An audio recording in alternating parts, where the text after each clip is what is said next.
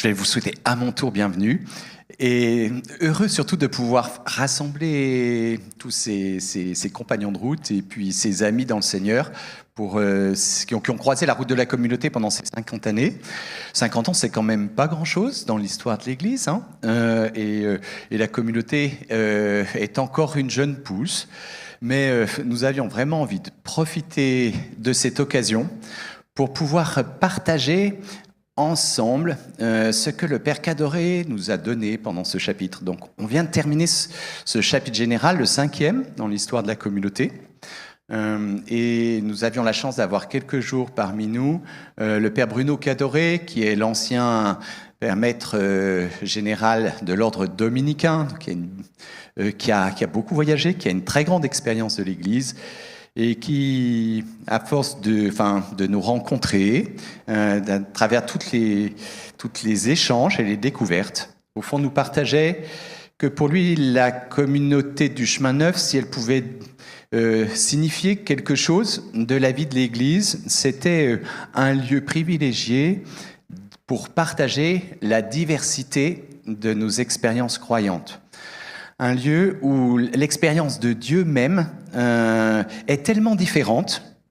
Et qu'est-ce que l'Église, sinon ce lieu où nous sommes appelés, exhortés, attendus par l'Esprit Saint pour pouvoir échanger ces expériences de Dieu. Donc, nous débutons cette année jubilaire ici à Hautecombe parce que nous y avons vécu notre chapitre général et que c'est le lieu par excellence où d'origine ecclésiale différente, d'origine culturelle différente, de statut de vie différents, nous apprenons à cheminer ensemble pour partager cette expérience de Dieu qui nous appelle à être communauté d'église ensemble. Nous avons choisi que cette année de la partager, de la vivre dans différents lieux, précisément pour pouvoir faire émerger cette diversité réconciliée qu'est l'Église. Donc nous commençons ici à Hautecombe en ayant la grâce quand même de réunir des autorités d'églises différentes et puis peut-être aussi vous dire humblement, nous sommes là pour être au service de l'Église et la petite communauté du chemin neuf se remet un petit peu entre vos mains pour en uniser bien. Et puis nous aurons l'occasion de célébrer ce jubilé au mois d'octobre au Burkina, à Ouagadougou, avec le cardinal pour signifier les enjeux de l'Église à partir du point de vue de l'Église qui est à Ouagadougou. Nous aurons au mois de janvier un rassemblement avec Monseigneur Macaire en Martinique et partager ensemble ces enjeux de l'Église aujourd'hui depuis la Martinique. Et nous nous retrouverons au printemps, peut-être au mois de juin, Kachia, c'est ça, en avril à Łódź, en Pologne, avec le cardinal Rich, là aussi pour partager, que la communauté du chemin neuf soit le lieu où on puisse partager ensemble ces enjeux pour l'Église et l'Église dans le monde d'aujourd'hui, ces enjeux que nous traversons, ces enjeux qui sont à traverser, mais où l'Église a tant à dire pour créer des ponts et pour fortifier cette société dans ce qu'elle traverse comme tension aujourd'hui. Conscient des tensions, mais conscient aussi de la force que l'Esprit Saint donne aux baptisés et aux croyants pour tisser ces ponts chaque fois qu'il nous y appelle. Eh bien, bienvenue à tous, à chacun. Donc certains sont en présentiel ici à l'abbaye d'Hautecombe dans la salle Marcel Callot. D'autres nous écoutent à distance. On nous écoute en français, en polonais, en anglais. Et je redonne rapidement les horaires de cette journée. On commence ensemble maintenant. On continuera jusqu'à 11h30, puis il y aura une brève pause et les tables rondes suivantes reprendront à partir de 15h30. Donc vous l'avez compris, la communauté du chemin neuf fête ses 50 ans et à cette occasion, on a souhaité réunir autour de nous plusieurs témoins. Alors ils sont responsables d'église, ils sont théologiens, ils sont missionnaires. Ils sont là pour partager leurs rêves, leurs intuitions, leurs visions. Bref, tout ce qui les inspire aujourd'hui pour penser l'Église de demain.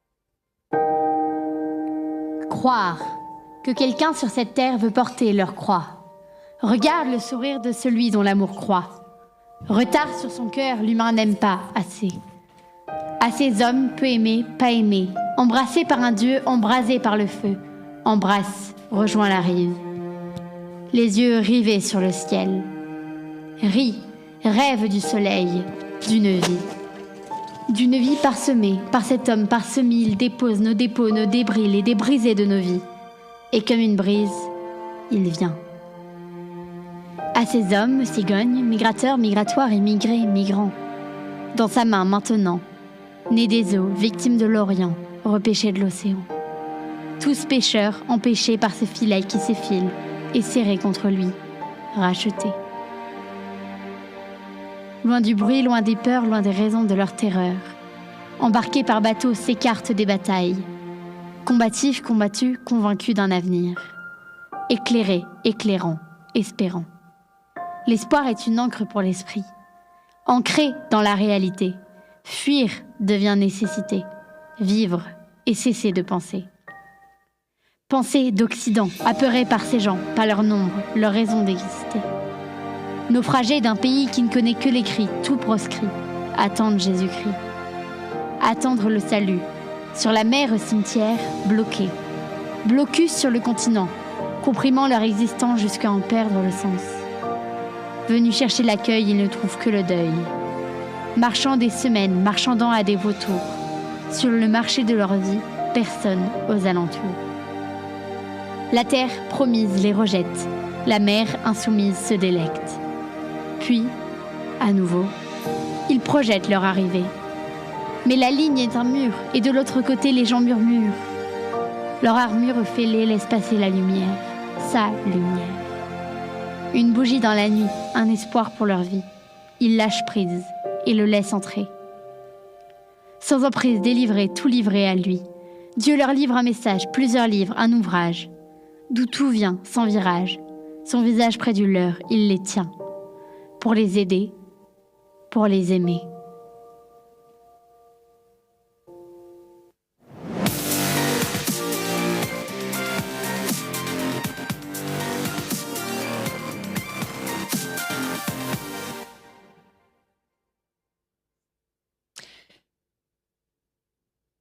Donc Jean-Marc Aveline, je me tourne vers vous pour commencer cette table ronde.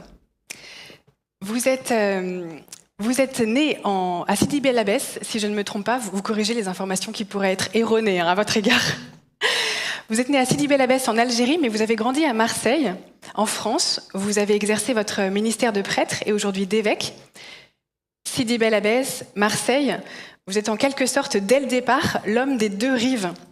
Alors nous venons d'entendre des paroles très fortes sur les migrants à propos de ces drames qui secouent la Méditerranée. Et j'ai envie de vous poser la question de manière très directe. Qu'est-ce que cet espace, la Méditerranée, a à nous dire ? Et vous pouvez vraiment prendre le temps de nous exposer votre vision, vos intuitions propres à cette zone géographique si particulière. Merci. Merci Blandine. Je voudrais d'abord souhaiter un bon anniversaire à la communauté du Chemin Neuf.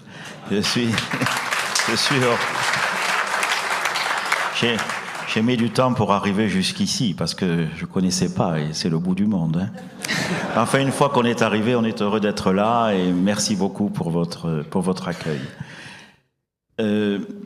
Algérie, j'étais l'aîné de la 4e génération à être né là-bas. Ceux qui étaient venus s'installer en la fin du 19e siècle n'étaient pas des colons, c'était des ouvriers venant d'Andalousie, surtout d'Andalousie pour ma famille, qui venaient chercher du travail à une époque où, à cause des sécheresses, des famines et toutes sortes de choses, les flux migratoires en Méditerranée allaient plutôt du nord vers le sud.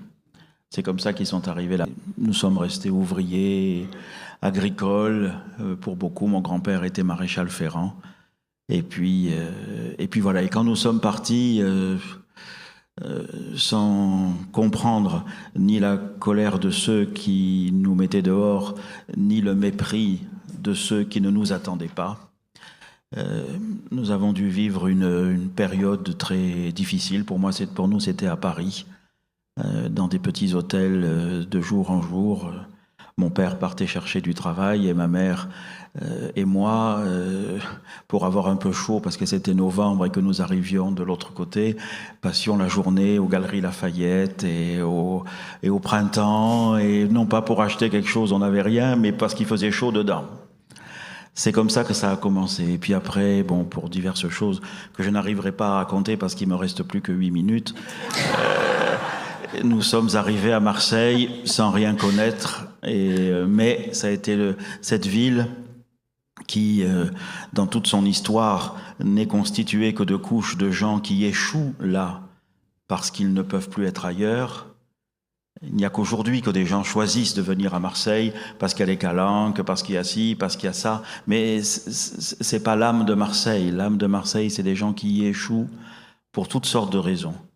Il y a sur 800 000 habitants, 250 000 à peu près, ou 1 million d'habitants, 250 000 sont de confession musulmane, ce qui veut dire 90 000 Comoriens.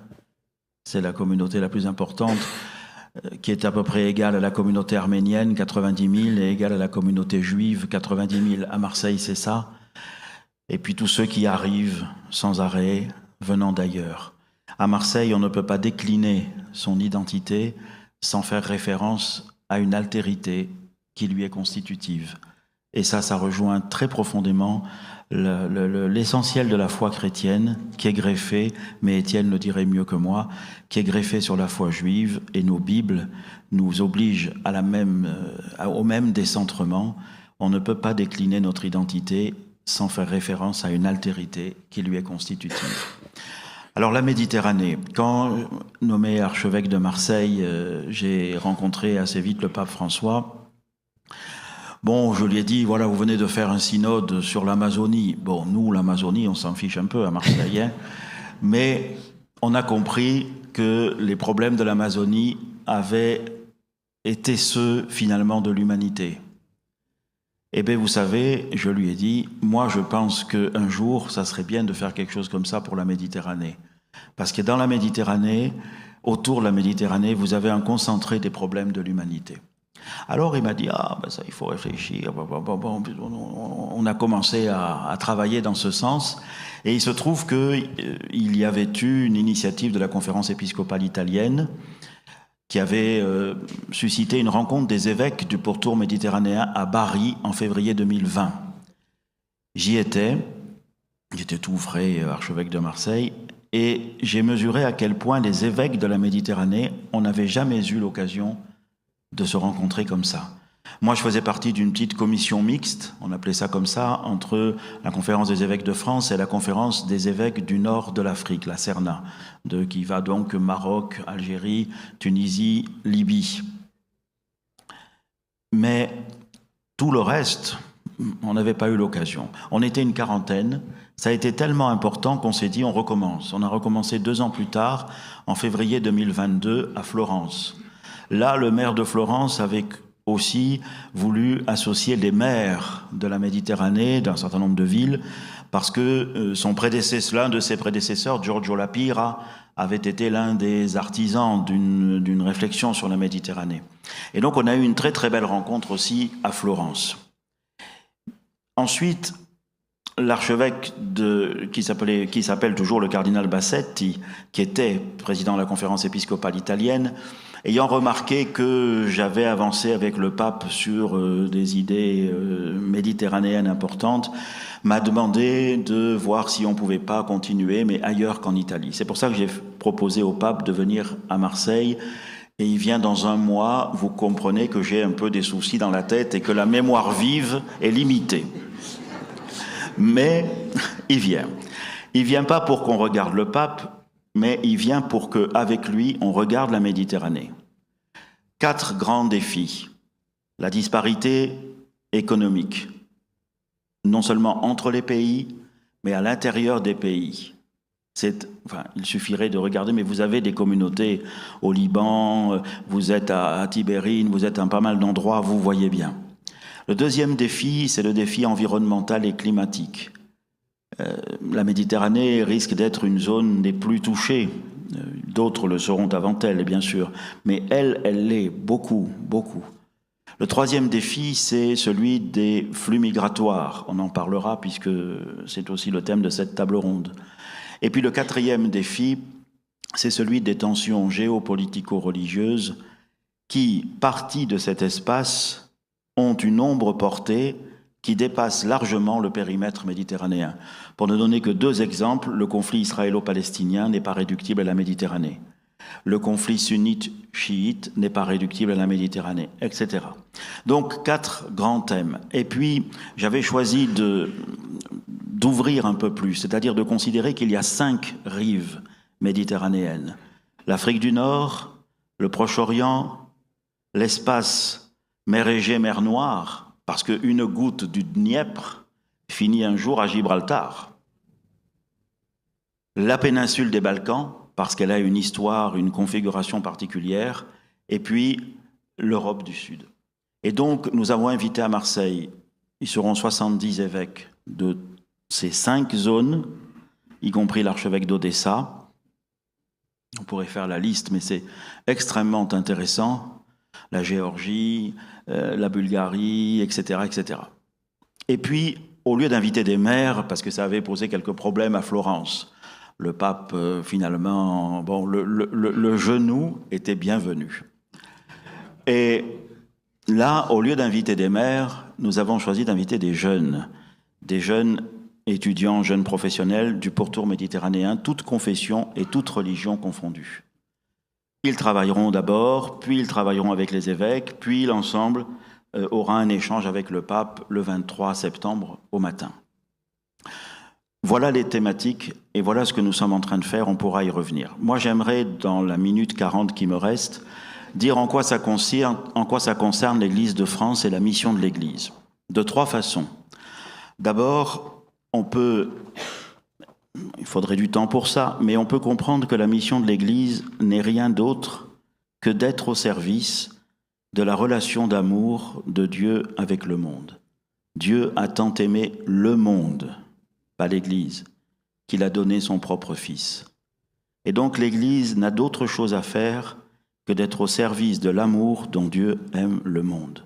Un tour de la Méditerranée vous montre à quel point la compassion de Dieu doit pouvoir s'exprimer à travers nos pauvres personnes pour les peuples qui bordent cette mer, de multiples façons, de malnutrition, de questions d'éducation, de questions de guerre, de pauvreté, de tout ce qu'on a dit.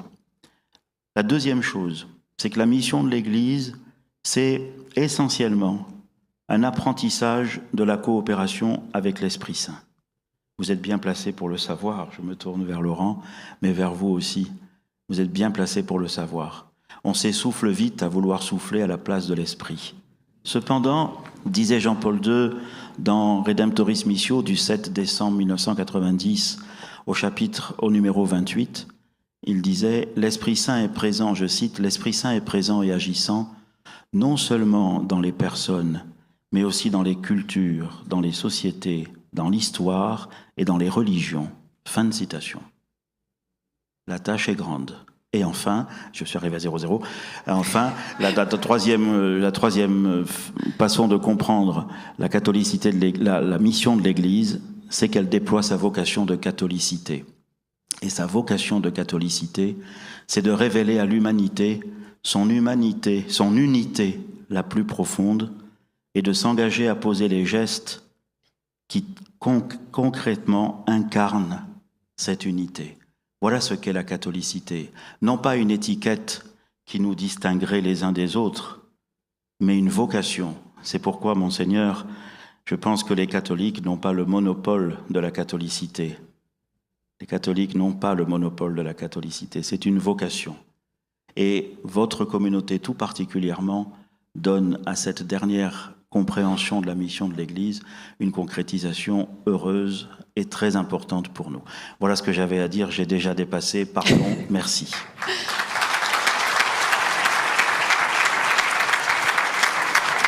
Merci beaucoup. Merci beaucoup, Monseigneur Aveline. On ne pouvait pas mieux démarrer cette table ronde. Je retiens surtout que, quelque part, vous nous indiquez la direction à suivre. On ne peut pas scruter les signes des temps tout seul. Il faut des réseaux de relations. Il faut des amis, il faut des confrères évêques, il faut des politiques, il faut des jeunes. Bref, cette interprétation de la manière dont Dieu travaille le monde suppose d'être réunis, d'être ensemble. Et je me tourne maintenant vers Étienne Vetteux, Monseigneur Étienne Vetteux. On est très content que tu sois parmi nous. Quelques mots. Tu as été directeur du centre Béat à l'Université grégorienne à Rome. Tu as été aussi nommé consulteur de la Commission pour les relations avec les Juifs auprès du Vatican. Et tu es toi-même d'origine juive. Alors, même question qu'au cardinal Aveline. Pour toi, quels sont les signes des temps propres à cet espace, la Méditerranée? Qu'est-ce que tu as envie de nous dire à propos de cette zone géographique si particulière? Merci, Blandine. Je n'ai pas la même histoire de relation personnelle longue avec la Méditerranée que le cardinal Aveline, mais il y a un petit point de contact, bon, d'abord par le fait que j'ai pas mal de familles en Israël, mais surtout que mon père était réfugié politique, un réfugié hongrois, qui a fui de la Hongrie, en France, a découvert beaucoup de belles choses, dont sa future femme. Et on s'est retrouvés aux États-Unis, puis dans 7 autres pays, en fait, au cours de notre existence, et dans pas mal d'endroits, des pays qui parlaient une autre langue que la langue de la maison, ou à la maison, on parlait une autre langue. Je me rappelle, comme enfant, j'avais l'idée que dans chaque pays, il y avait une langue, et puis chaque famille avait sa propre langue. Donc peut-être que je reviendrai à la fin, si jamais le temps me le permet, à quelques questions sur les migrations, les mouvements migratoires. Mais sur la Méditerranée, deux points me viennent en premier. Le premier, c'est de regarder l'histoire de la Méditerranée et du christianisme en Méditerranée. Il faut se rendre compte que jusqu'à la fin du premier millénaire, au moins le Moyen-Orient et peut-être le Maghreb étaient les régions du monde où il y avait le plus de chrétiens. C'était la région chrétienne du monde. Et puis par contre, maintenant, l'Église, les chrétiens sont une minorité. Alors, il y a des grandes différences entre les rives, mais dans certains endroits, une minorité, dans certains endroits, une minorité même persécutée. Et quel est le signe des temps de ces 2000 ans d'histoire? Bon, ça, ce serait peut-être à réfléchir ensemble, mais les 2-3 pistes que j'ai, c'est premièrement, relativiser dans un certain sens ce que nous vivons en Occident. La situation d'un Occident qui est passé au 2e millénaire comme le lieu central du christianisme et qui va perdre cette position n'est pas une nouveauté pour une ère géographique. Ce n'est pas la première fois que ça arrive dans l'histoire. Et le christianisme au Moyen-Orient, au Maghreb, a tenu malgré tout. Donc, il y a un signe d'espoir ici. Il y a aussi quelque chose sur, deuxième piste, quelle est la nature de l'Église? Alors, je sais que, bon, parfois c'est un peu difficile à voir, mais par exemple dans le Maghreb, et je pense notamment à Tibérine, où le chemin neuf est en charge du monastère depuis 2016. Il y a quelque chose comme une église humble, une église qui a appris l'humilité, une église qui lave les pieds, une église qui peut-être même est prête à disparaître pour ce peuple ou à se perdre. Et dans la béatification des moines de Tibérine, je pense qu'il y a ce signe-là, c'est de dire cette manière de vivre l'Église est authentique et c'est un signe de sainteté. Alors peut-être que ça rejoint ce que le cardinal disait sur le premier service de l'Église, c'est le service de l'amour de Dieu pour le monde. Alors, en même temps, et c'est vrai qu'en parlant avec le père Eugène qui est ici, qui est le responsable de la communauté à Tibérine, il me disait, c'est incroyable le nombre de visiteurs à Tibérine, mais ces visiteurs sont presque tous des musulmans. Et ils ne viennent pas pour devenir chrétiens. Par contre, ils viennent attirés par le témoignage de personnes qui ont donné leur vie pour Dieu. Dieu est grand. Et du pardon. Et ça inspire leur vie. Alors, c'est un peu différent, mais je pense par exemple au Liban, en Égypte, dans d'autres pays du même genre. L'Église n'est pas non plus dans une situation d'évangélisation, mais elle est un lieu de formation. Beaucoup d'écoles, beaucoup de lieux de formation sont tenus par les chrétiens. Et du coup, c'est une Église qui est le vin dans la pâte. Alors, je ne veux pas dire que c'est le seul modèle d'Église. Il est clair que l'Église, depuis les origines, a au moins 3 grandes missions: d'annoncer le Christ, de prier et d'être au service de l'amour de Dieu. Et on a besoin des 3. On a vraiment besoin des 3, mais on a aussi besoin de reconnaître que les lieux où une de ces missions est vécue de manière plus particulière sont vraiment authentiques et apportent aux 2 autres et équilibrent les 2 autres. Donc ça, c'était le premier point de réflexion. Un deuxième aspect, le cardinal aussi en a parlé, c'est la Méditerranée comme lieu de croisement, d'enchevêtrement de culture, de religion, de dénomination chrétienne.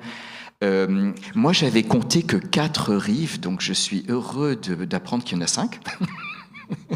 J'avais pas trop pensé au côté mer Noire, etc. Donc merci de compléter la vision de la complexité de la Méditerranée.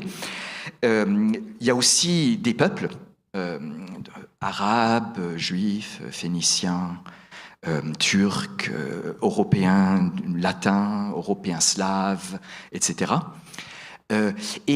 Je reviens de 6 mois à Jérusalem. J'ai eu cette chance de faire une période sabbatique à Jérusalem. Et à Jérusalem, il y a le rassemblement de... j'ai pas de chiffres à l'appui, mais je pense que je peux dire toutes les dénominations chrétiennes majeures du monde, dans le même endroit. Et puis les 3 grandes religions. Pourquoi est-ce que c'est un signe des temps pour l'Église ? D'abord, c'est la réalisation de la catholicité de l'Église. C'est la réalisation concrète de cette catholicité au sens du rassemblement de la plénitude de toutes les diversités. La réalisation aussi des promesses vétérotestamentaires. Toutes les nations se rassembleront autour de Jérusalem. En même temps, en reposant un peu les pieds sur terre, là c'était les grandes prophéties, c'est aussi vers là que va notre monde. C'est-à-dire que le mouvement du monde entier va vers la complexification et la cohabitation de toutes les différences, l'enchevêtrement et, il faut le dire, les tensions. Tout cela n'est pas un lieu paisible et beau de réalisation des promesses de Dieu ou de l'appel de Dieu, des tensions. Et là, je ne sais pas si je vais réussir à aller jusqu'au bout de l'idée. J'attendrai aussi parce que je me disais, mais où est-ce que cela peut aussi être un signe des temps ? D'abord, nous avons besoin d'avoir les yeux ouverts. La beauté de la diversité, mais aussi la difficulté de la diversité. C'est un fait. On ne peut pas entrer là-dedans simplement comme rêveur. On doit entrer là-dedans avec des yeux ouverts. Deuxièmement, c'est un appel et une responsabilité. Un signe des temps, ce n'est pas simplement un exemple, c'est pas simplement voilà l'exemple de ce que pourrait et devrait être l'Église et le monde, mais c'est un appel à responsabilité. Que fait-on de cela ?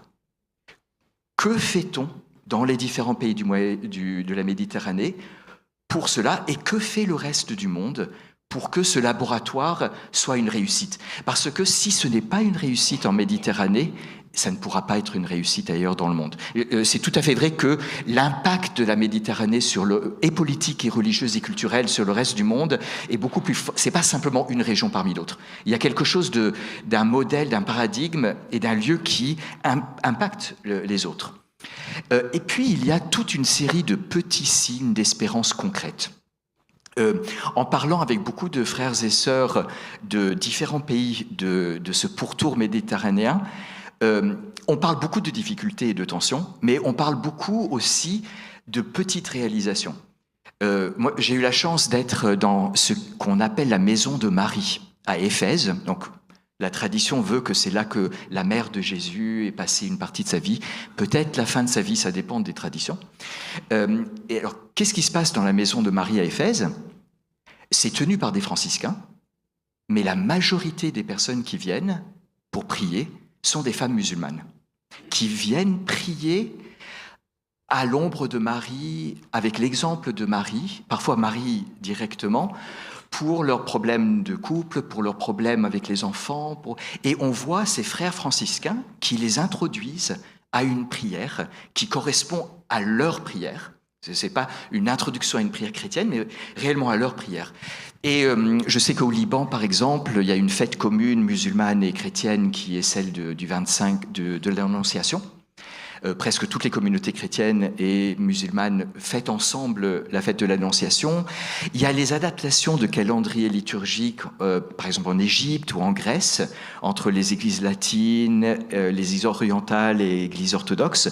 Donc il y a toute une série de petits pas concrets qui se font et qui sont peut-être que là aussi, l'avenir de l'œcuménisme est bien sûr dans les grandes institutions et dans les grandes réflexions théologiques, mais c'est aussi cet œcuménisme des relations concrètes, des relations personnelles, des réalisations personnelles. Et je n'ai plus de temps.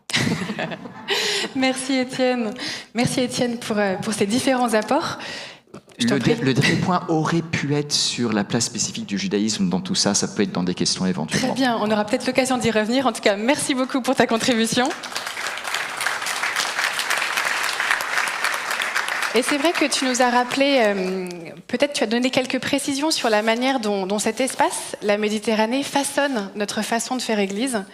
J'ai retenu l'Église humble, l'Église du lavement des pieds, tu donnais l'exemple de Tibérine. L'Église aussi au croisement entre les cultures, croisement entre les langues. Une Église aussi capable de tenir au milieu des tensions. Et une Église des petites réalisations. Alors, je me tourne maintenant vers le reste de nos invités. On serait très heureux d'entendre chacune de vos voix. Comment ce que vous venez d'entendre réagit en vous. Et j'ai envie de me tourner vers Anne-Cathy Graber pour ouvrir le bal de ces interventions. Anne-Cathy, comment tu réagis à ce que tu viens d'entendre ? Alors, il y aurait évidemment beaucoup de choses à dire. J'en retiens une. Lorsque le cardinal Aveline parle de la catholicité comme vocation, comme tâche, vocation, et puis aussi quand Monseigneur Veteux dit...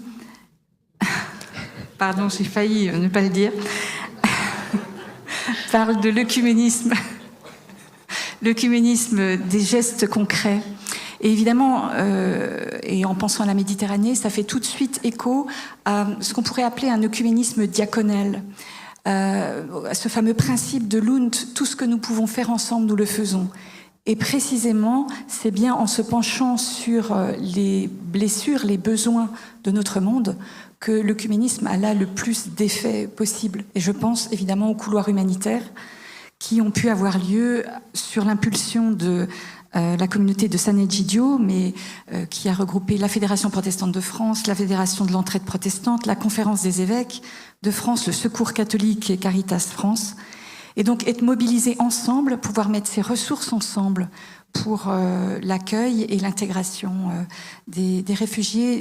Je pense que c'est le signe dont nous avons besoin, dont le monde a besoin, et qui est un signe efficace précisément, et qui dit la catholicité. Merci Anne-Cathy. On a évidemment en mémoire le clip qui a ouvert cette table ronde où Marie, cette jeune de 16 ans, arrivait à dire avec ses mots, avec sa fraîcheur, la manière dont Dieu travaillait cette situation précise. Je me tourne vers ton voisin, Archbishop Justin. Est-ce que vous voulez nous partager vos réflexions, vos intuitions suite à cet échange qui se poursuit ? Prenez garde, je vais parler français. Merci infiniment. S'ils peuvent traduire mon français en anglais plus tard... je crois que ça se fait même en direct. Voilà. J'ai été très frappé par le témoignage du cardinal Jean-Marc Aveline pour deux raisons. En 1945, il y avait 25 millions de réfugiés suivant la plus grande guerre de l'histoire humaine. Aujourd'hui, nous avons aux environs de 100 millions. Les prévisions à cause du changement de climat, qu'en 2050, nous aurons aux environs de 800 millions jusqu'à 1,2 milliard de réfugiés dans ce monde. Pour faire face à ce défi, en voyant partout les réactions des gouvernements qui résistent à l'arrivée des réfugiés, il faut une Église qui travaille ensemble. On ne peut pas faire face à ce défi si on est seul, si on essaie seulement tout seul de résister dans un seul pays. C'est un défi, et j'ai été très frappé par le cardinal. C'est un défi au même temps global qui couvre des générations, et c'est un défi philosophique et théologique. Comment est-ce qu'on réagit aux plus pauvres? Chez nous, en Angleterre, dans les derniers mois, étant pour mes péchés, qui sont beaucoup, dans la Chambre des Lords, j'ai dû mener la résistance à un projet de loi qui est maintenant fini. C'est un projet, c'est une loi, pour essayer d'arrêter l'arrivée des réfugiés. Et c'est fait dans une manière sans moralité, sans éthique. Donc, je suis frappé par le défi à l'Église d'être avec les pauvres et en catholicité, une révolution de catholicité. Et donc, ça demande à l'Église, à sa vie interne, de changer complètement la méthode de vivre ensemble. Il nous faut une révolution œcuménique et catholique. Et il faut noter que c'est le Saint-Père qui a mené le monde chrétien face à ce problème, ce défi. Merci, Archbishop Welby, d'avoir à la fois offert votre point de vue particulier comme britannique et puis tout en gardant une vue vraiment internationale grâce à votre expérience. Je me tourne maintenant vers Estelle. Estelle, est-ce que tu veux partager tes impressions? Oui, j'étais très touchée par trois petites choses que je vais évoquer rapidement. Tout d'abord, le slam qui m'a beaucoup émue. Ce que je me disais, ce qui se reflétait là-dedans, c'était quelque chose vraiment de Dieu. Qu'on ne peut pas oublier que notre Dieu s'est identifié aux pauvres et que ces migrants, ils sont le visage de Dieu. Et en pensant de cette manière, peut-être, la manière de les accueillir ou la disposition de l'Église dans sa diaconie, c'est pas tant qu'ils nous sont extérieurs, mais c'est parce qu'ils sont eux-mêmes déjà dans l'Église, de par leur position. Et j'aimerais bien qu'on puisse les penser comme ça. Non pas une diaconie qui extériorise l'Église, mais c'est l'Église qui prend soin d'elle-même en prenant soin de ces pauvres-là. Et la troisième chose, moi, qui me frappe aussi en nous entendant, c'est que l'Église doit être politique. Elle ne peut pas ne pas être politique parce qu'elle prend soin des hommes. Et du coup, c'est sa place.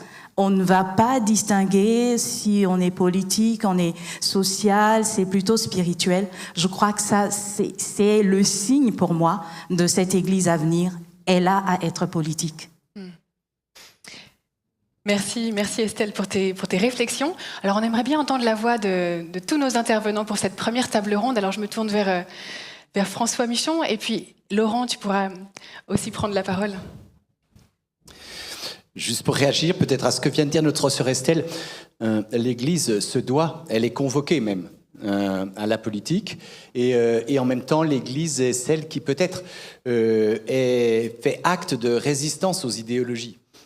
Et on sent bien que dans tous les enjeux autour de la Méditerranée, c'est des enjeux économiques et sociaux d'abord, et face à la pauvreté, c'est des enjeux de l'interreligieux, et à travers l'interreligieux, des enjeux idéologiques aussi, et identitaires, pour mettre des mots aussi dessus. Et quel est le chemin de l'Église là-dedans? Je ne peux pas m'empêcher, excuse-moi, Blandine, de faire référence à cette petite conversation que j'avais eue avec Monseigneur Jean-Paul Vesco, archevêque, enfin évêque d'Alger, à propos de la présence de la communauté à Tibérine. Et puis à ce repas, j'avais invité notre frère Mustapha, d'origine musulmane, et qui est prêtre catholique aujourd'hui, et qui sait si bien témoigner de cette joie de croire et cette joie de l'évangile. Et la réflexion de notre frère, en toute authenticité, c'était de dire, mais cette rencontre du Christ que j'ai vécue, vous ne pouvez pas m'interdire de la partager à tous mes frères qui sont mes frères en islam, mes frères de pays, mes frères musulmans, et de porter cette bonne nouvelle. Et puis en parallèle, je parle avec notre frère Eugène, qui est le père abbé de Tibérine, et pour lui, tout le sens profond, spirituel, religieux de sa foi chrétienne, catholique à Tibérine, c'est cette amitié sociale partagée avec toutes ces familles, ce monde musulman qui l'entoure, où ils savent qu'il y a juste un échange de dons à travers la foi les uns des autres. Et c'était très beau. La conclusion pour moi de ces échanges, c'était de me dire, mais notre frère Eugène peut aller jusqu'au bout de manière authentique de ce chemin d'amitié sociale au cœur de c'est même pas c'est pas un dialogue interreligieux, c'est un dialogue de croyants. Parce qu'il y a notre frère Mustapha qui, lui, a ce zèle et ce désir que chaque homme, et peut-être en premier, ses frères qui sont musulmans, puissent entendre parler du Christ. Et Mustapha me confirmait, mais moi je peux faire ce chemin parce que c'est la joie et la vérité de mon cœur, parce que je sais qu'il y a notre frère Eugène qui va jusqu'au bout de ce chemin d'amitié sans lequel je ne peux rien dire et rien faire. Et pour moi, c'est ça la catholicité de l'Église. C'est pas un espèce de consensus où il faudrait trouver un chemin entre deux eaux, mais au fond de dire on a besoin les uns des autres. Nous avons besoin les uns des autres pour un message qui soit authentique. Merci François, je crois qu'on est vraiment au cœur du sujet, l'Église, son rapport à l'universalité, ce qui est local, ce qui est global. Avant de laisser la parole à Laurent, avant de laisser la parole à nos deux intervenants principaux pour un mot de conclusion, on peut écouter Laurent, tes réactions, ce que tu as envie de nous dire. Je serai très court. Moi, j'ai aussi la chance d'avoir vécu longtemps à Marseille, la famille Fabre, c'est une famille de Marseille, et d'avoir vécu aussi en Algérie, comme le cardinal ici présent. Et alors, j'étais attentif à ce que tu as dit tout à l'heure, Étienne, je ne connaissais pas, quand tu as parlé de la maison de Marie à Éphèse. Eh bien, j'ai la même expérience. Quand j'étais à Alger, j'habitais sur la colline, pas très loin de la basilique Notre-Dame d'Afrique. Et chaque fois, je vous promets que j'allais prier, j'étais déjà jeune homme jésuite, j'allais prier souvent dans cette basilique, je voyais toujours des musulmanes près de Marie. Et je me tourne vers Anne-Cathy. Je te félicite d'avoir eu le courage, je me souviens, j'avais peur quand tu me l'as annoncé, d'avoir fait une thèse de doctorat, toi, ménonite, pasteur ménonite maintenant, de faire une thèse sur Marie. Et je crois qu'en fait, vraiment, et je terminerai par ça, je crois que Marie, elle a un charisme d'unité extraordinaire. C'est pas par hasard que ces jours-ci, le 15 août, au Liban, cette terre déchirée presque depuis 100 ans, c'est presque la guerre de 100 ans, le Liban. Le moment national chômé, c'est un moment national autour de Marie, la fête de Marie, et les musulmans comme les chrétiens y participent. Moi, je crois que Marie a un charisme d'unité fantastique, et ça, c'est l'avenir peut-être de l'Église, surtout le bassin méditerranéen. Donc on a le temps de conclure. On sera heureux d'entendre cardinal Jean-Marc Aveline et puis Étienne Vetteux.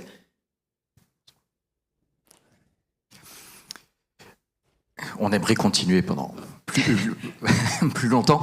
Peut-être deux petits points pour ma conclusion personnelle en écoutant aussi les réactions. La première, à propos des questions migratoires, aussi de l'engagement politique de l'Église, c'est oui, tout à fait, l'Église impact politique, mais un impact politique spécifique. Ce que je veux dire, c'est que, en fait, la question migratoire, c'est une question de générosité, d'accueil, de reconnaissance de l'appel du Christ dans le pauvre, mais ça demande une conversion. Je crois que très souvent, soit on se voile les yeux en disant il faut accueillir, soit on ferme les portes et on ne dit pas il y a une véritable exigence, il y a quelque chose qui va déranger, et ça, c'est réellement bon. C'est cela qu'on a à vivre. Et se laisser déranger demande une conversion.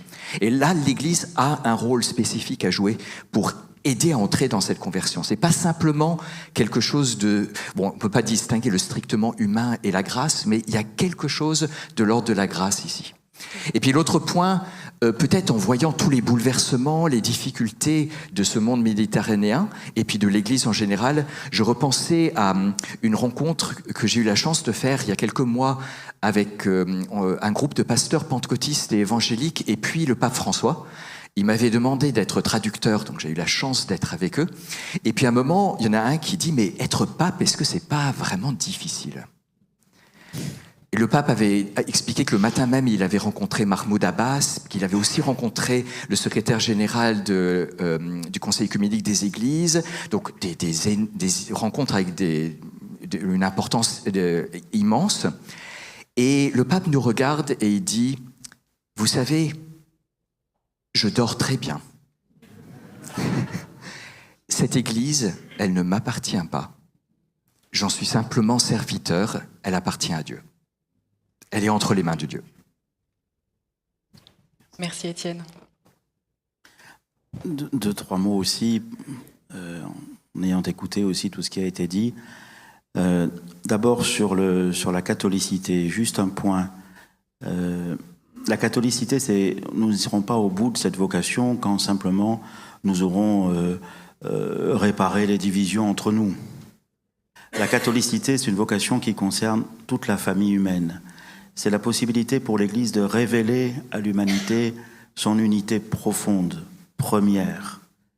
Et donc ça veut dire que, voilà, évidemment il y a le scandale de nos divisions, mais la catholicité nous porte plus loin.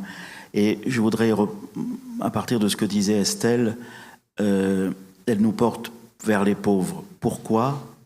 Parce qu'ils sont déjà, comme tu l'as dit Estelle, dedans, et aussi parce qu'ils sont peut-être les meilleurs porte-parole de la grandeur, de la profondeur, de la largeur, de la compassion de Dieu pour le monde. Et de ce point de vue-là, nous avons beaucoup à apprendre d'eux, de cet amour, de l'unité de la famille humaine qui passe, et là pour nous ça devient du coup une tâche, par le respect de la dignité de chaque personne humaine. Et les migrations, au fond, nous convoquent à ça. On peut en faire, comme on disait, un aspect politique, un aspect... Bon. Mais tu le disais très justement, on ne peut pas dire que non, nous, c'est que le spirituel. C'est induire en erreur et c'est se trouver de bonnes issues de secours. Pour nous, pas pour les autres. Mais il y a des résistances. C'est mon deuxième point. C'est que il y a des résistances. Et Justin l'a dit dans son action lui-même par rapport au gouvernement britannique. C'est des résistances qui demandent des changements de mentalité. Et c'est là où on est à la fois dans le temps long d'un changement de mentalité et dans l'urgence, aujourd'hui, non seulement d'être au secours des personnes, mais de lutter aussi du point de vue environnemental. J'ai essayé, moi, par exemple, à Marseille, puisque c'est le port d'attache de SOS Méditerranée, et j'ai proposé aux prêtres de venir avec moi visiter l'Aquarius qu'on a vu sur le film tout à l'heure. Le bateau, j'étais content de voir que c'était l'Aquarius. Donc, inviter des prêtres à visiter le bateau, à rencontrer l'équipage. J'ai aussi encouragé un jeune qui était dans l'aumônerie de l'école de la marine marchande à faire son stage. Ils étaient 2 du coup à l'avoir fait, non pas sur les grands cargos qui vont au Japon et comme on le leur demande et même on le leur conseille dans l'école, mais sur l'Aquarius. Et ça les a transformés. Mais ça passe par des petites choses comme ça. Et c'est sans arrêt. Et là, on va voir avec le pape aussi comment, à un moment de sa venue à Marseille, on va faire une prière qui sera d'ailleurs ouverte à toutes les religions, à toutes les confessions aussi, devant une stèle sur le parking de Notre-Dame de la Garde, une stèle que nous avons en hommage aux marins d'abord qui sont disparus en mer, puis après on a rajouté aux migrants morts en mer. Et on va faire là, le jour où le pape sera à Marseille, et d'ailleurs vous êtes tous invités, on va faire là un temps de recueillement pour cela. Donc la dimension politique qui est effectivement très importante. Et puis je terminerai par la dimension mariale que tu as dite, Laurent. Elle est très très importante. Il y aura à Marseille, pendant la semaine, puisque ça dure toute une semaine, des rencontres méditerranéennes, il y aura à Marseille une réunion des recteurs des sanctuaires mariaux du pourtour méditerranéen. Nous avons organisé ça à partir de Notre-Dame de la Garde. C'est d'ailleurs le cardinal Lavigerie qui avait consacré l'autel de Notre-Dame de la Garde. Et donc on n'oublie pas ce qu'il y a marqué dans l'abside à Alger, s'adressant à la Vierge, priez pour nous et pour les musulmans.